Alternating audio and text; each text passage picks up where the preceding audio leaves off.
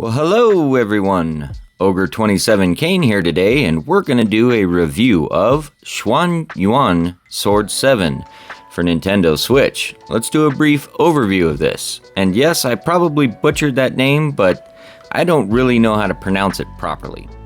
So this is an action-adventure RPG brought to us by Domo Studios out of China. This is the 7th installment in this series, but from what I understand, it's very similar to Final Fantasy, where each one is a standalone adventure. This story takes place in ancient China and calls on a lot of old myths to bring a new twist to its own story, if you will. The game is very unique and extremely fun, and I had a blast playing it. But I do have to mention, there are some serious performance issues going on in this game, and if you're sensitive to frame rate, this may not be a great game for you. This game caused me a few headaches, if you will, in that department, and I'll get into them further when I get to the graphics and animation section. As far as the story and the combat go, they're absolutely fantastic, and the game is a blast to play. I had to import it though, so it's kinda hard to get now. Let's start with the gameplay. So being an action-adventure, it has a very linear progression to the story and to the world itself. There's not really a ton of exploration going on, but the events in the story are so well written that it carries you from event to event very quickly. The game also has a fast travel system to get back and forth through the world for backtracking, has a great combat system, and the audio is pretty awesome as well. I do have to mention though, kinda like I did previously, that the performance varies from area to area, and some places are better than others, and this affects the overall adventure. But the gameplay style itself is very reminiscent of something like one of the East games, or even more closely to Devil May Cry in its story progression. But the RPG elements are evident, and the game has crafting and a bunch of other pieces to it as well. You have a village called Elysium in a special world, and you are tasked with basically upgrading and rebuilding Elysium. This gives you new armor, new weapons, new accessories, new abilities, and other things like that. You also have a ton of different combat abilities, which really add a ton of variation to the combat itself, and you can change between these different styles on the fly. The only disappointment is that you can't have more than 2 of them equipped at any one time, and so it does slow down the gameplay in that sense. But outside of that, the gameplay world itself is very solid and very well done. I'm happy with this element, so let's do story now. So the game starts out with this character Taishi Zhao, if I'm saying that correctly, in his own home village, long after a huge calamity destroyed his when he was a youth. He was tasked with raising his sister as his parents were killed, and the village he's living in now comes under attack from an ethereal type creature. This creature kills your sister, and Taishi has the ability to escape, if you will, to another world called Elysium. He uses this power to essentially encapsulate and save his sister's soul, to which he later transports into a wooden doll and begins the quest to resurrect his sister. Now that's the overall main arching story to this, but there are a ton of other events that occur and other characters that intertwine.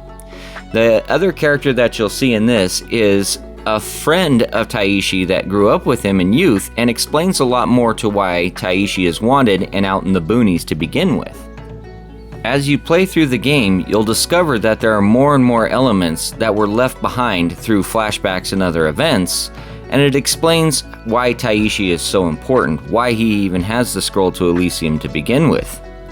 The other really cool elements to this is that it has a ton of very humanizing events. You're not just going through randomly killing humans and not feeling bad.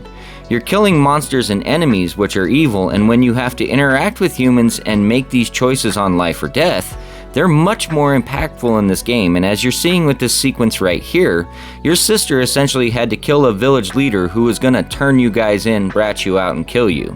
The game has a ton of dilemma and I love it, so let's do controls and audio now. So we're gonna start out with the audio, and I think the music in this game is absolutely fantastic. I also thought the sound effects were well done, and I didn't get annoyed with any of the battle sound effects, if you will, too. There was no overuse of any language. The only disappointing part is there is no English voiceover to this, so you will be reading a ton of dialogue boxes unless you understand Chinese. That out of the way, let's go ahead and show some of this off and let you decide for yourself. 大叔，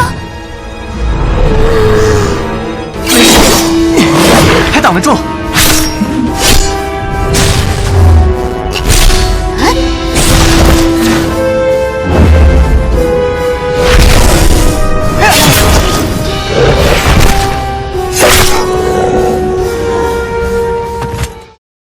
So I love how cinematic it is, but as with all music, it's very subjective. So let's talk briefly about the controls.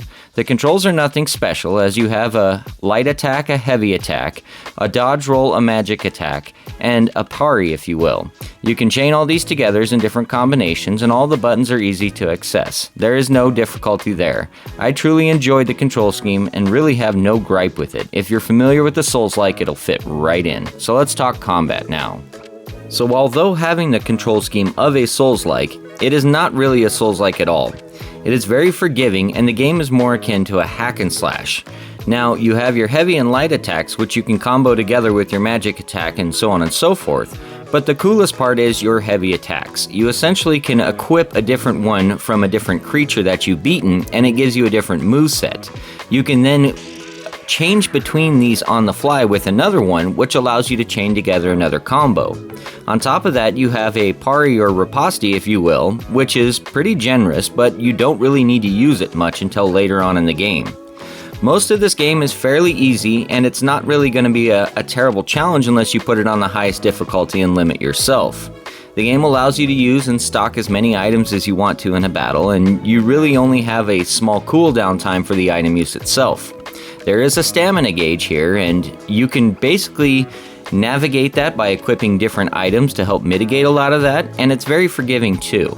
The game is really based around its fast-paced, action-oriented combat, and is really trying to set itself out and be different from a Souls-like. The only other thing I have to mention is that the majority of your weapon upgrades will take place in crafting them rather than finding and equipping new pieces. This really isn't a gripe to me, but it does force you to explore the world and pick up everything you can, so collect as much as possible. Let's do graphics and animations now. So this category will be the most contentious for me, as I love the artwork and I love the aesthetic and everything they're going for.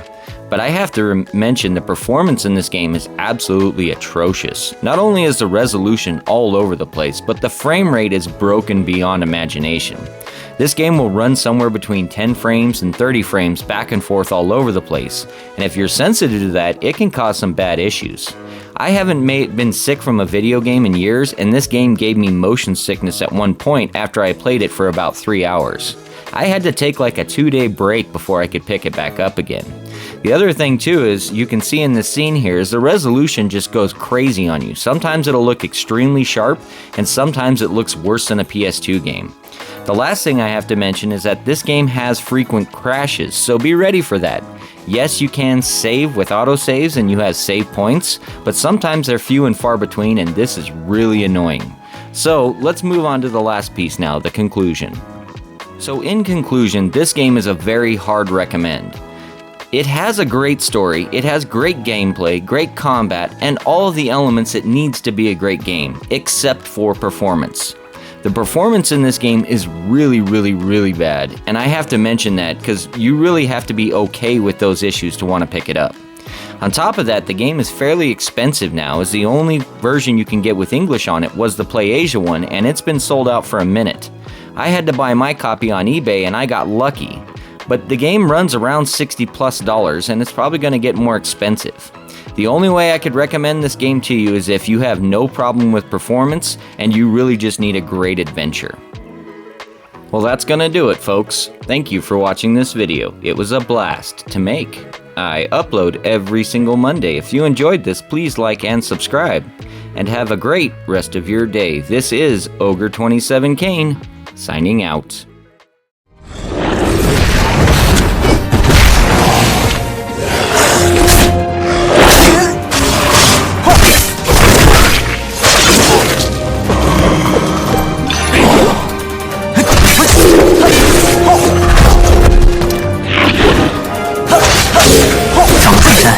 和他们会合吧。